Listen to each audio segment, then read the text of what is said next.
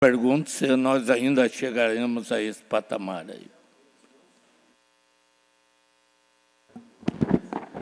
Deputado Maurício, vamos então a mais esse conjunto de respostas ao deputado João Amin.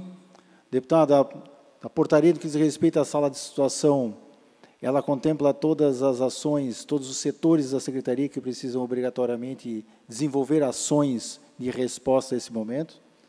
Outras instituições, a exemplo do Ministério Público, da Associação, do Conselho de Gestores Municipais em Saúde, que são os grandes parceiros nessa ação, e todo aquele conjunto envolvendo a Associação Catarinense de Medicina, pediatras e outros demais profissionais, foram todos contemplados numa Câmara Técnica, todos recebidos. Logo depois da sessão, aquele mesmo conjunto de entidades nós recebemos numa Câmara Técnica, colhemos todas as sugestões e estamos implementando, sim, parte delas. Isso foi realizado. Quanto ao avião, deputado, mais uma vez eu vou lhe dizer, a regulação e a escolha do modal é feita por profissionais médicos. Nós temos situações que, por mais grave que esteja o paciente, muitas vezes ele não contempla. E é importante até para quem nos ouve compreender isso, quem nos assiste. Às vezes a gravidade do paciente é tão severo que o modal aéreo não é o mais indicado. Para nós entendermos, da remoção de um hospital de um ponto ao outro, se houver necessidade ou o caso da criança se agravar, obrigatoriamente, se vier por terra, a ambulância consegue rapidamente entrar numa unidade hospitalar para ajudar na composição da atenção em saúde. Se ele estiver por ar, ele não consegue. Tá? Então, o modal, muitas vezes, é escolhido por médicos e, por mais que nós tenhamos uma excelente estrutura aérea à disposição, muitas vezes ele não é contemplado para aquele específico paciente.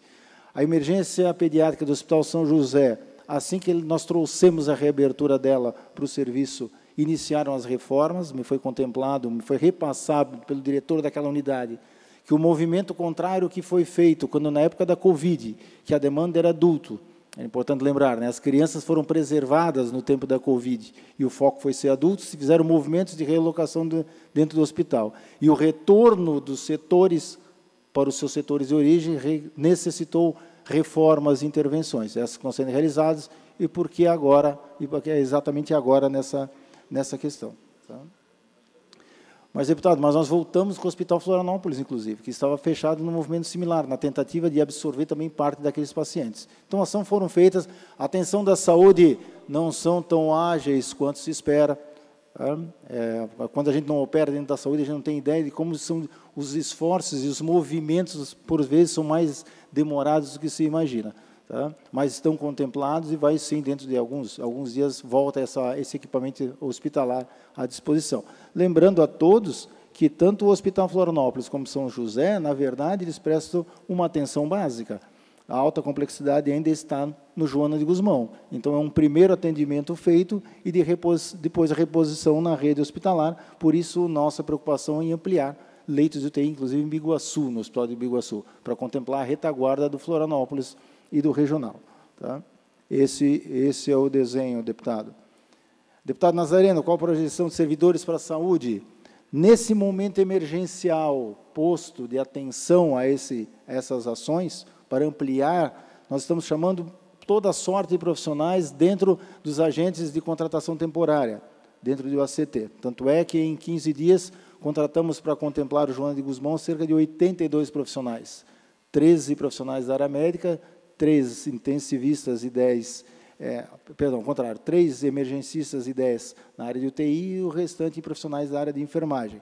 Mas, deputado, nós temos uma solicitação junto à Secretaria de Estado da Administração que contempla 1.700 servidores para concurso a partir do ano que vem na área da saúde, contemplando médicos e profissionais da área da enfermagem. Ou seja, né, dentro da carreira de profissionais da área da saúde, essas são as principais ações.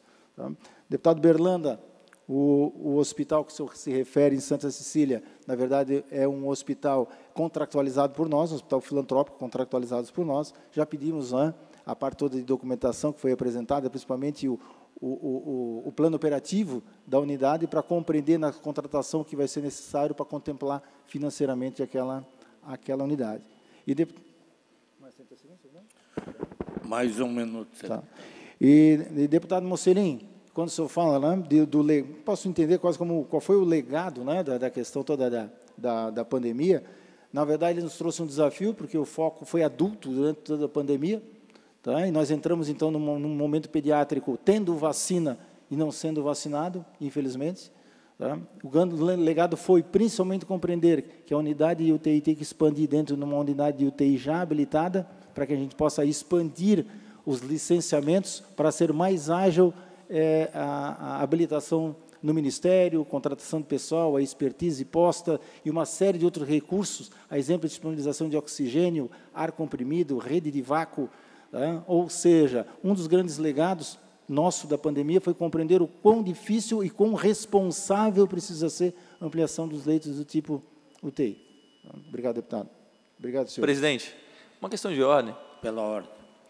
Só porque o secretário se mostrou com boa vontade de responder todas as questões, até agora tem respondido, mas uma das mais importantes que foi perguntado, eu acredito que não houve a resposta, só queria relembrá-lo. Por que a Secretaria não faz a regulação por leitos e não por região? Por que não é procurado, por que se transfere, por exemplo, uma criança de Chapecó para Florianópolis, não se busca um leito lá na região? Porque cada vez que você transfere uma criança para longe, você transfere também a família, a mãe, o pai. E o custo do transporte, por exemplo, de uma criança de Chapecó a Florianópolis, é de R$30 mil, só o transporte. Então, por que não é feito essa regulação por leitos na região, priorizando-se deixar a criança na região dela? Isso não seria possível? Só outra questão de ordem, senhor presidente, antes do secretário. Esse ponto foi abordado, se não me engano, ou pelo Ciro Sonsini, do CIMESC, ou pelo presidente da CM, só que aquela audiência pública, no final, que o senhor estava com influenza, caiu a luz. E aí não tivemos a retomada da audiência porque ela estava online. Obrigado, deputado. Com a palavra, por mais 3 minutos, para a resposta e a conclusão, o secretário Aldo Batista. Deputado, inclusive, esse questionamento está na esteira também do Ministério Público, que nos faz a mesma observação na possibilidade de atender por regionalização.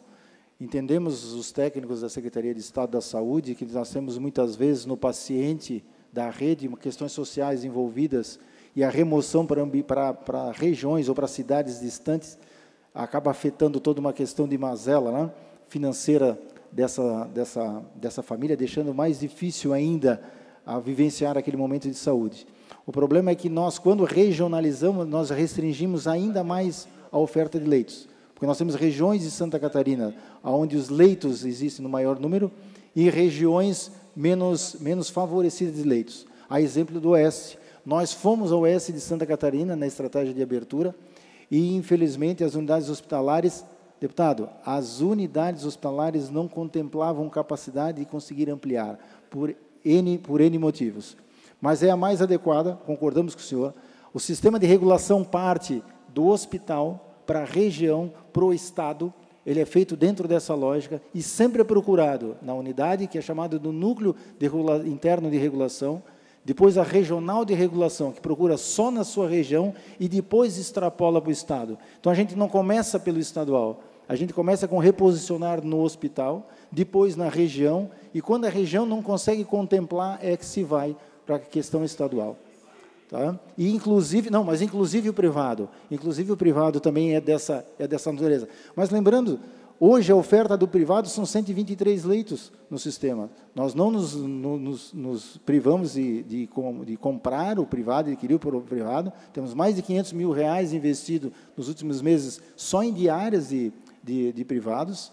Tá? E também é procurado dentro dessa lógica, só não tem a disponibilidade. A rede pública está maior que a privada. São mais de 300 contra 123. Mas é dentro dessa lógica para priorizar exatamente questões sociais da família. Cidade, região e Estado. Tá? Incluindo o privado. Tá? Dentro dessa lógica. Obrigado, secretário Aldo Batista Neto. Secretário adjunto Alexandre Lencina Fagundes. A equipe da secretaria que se faz presente aos senhores deputados. Eu gostaria nós vamos encerrar, mas eu gostaria de ver se nós conseguiríamos, vai reabrir a sessão ordinária, deputado Cobalcini, só teria um projeto ali que, se fosse possível, da Casa Bio de Itajaí, eles vieram acompanhar e a gente fazer um pedido para tentar votar hoje. Essa presidência agradece a presença do secretário Aldo Batista e a equipe, que, atendendo a convocação desta Assembleia, prestou os esclarecimentos solicitados pelos senhores deputados. Está encerrada a presente sessão.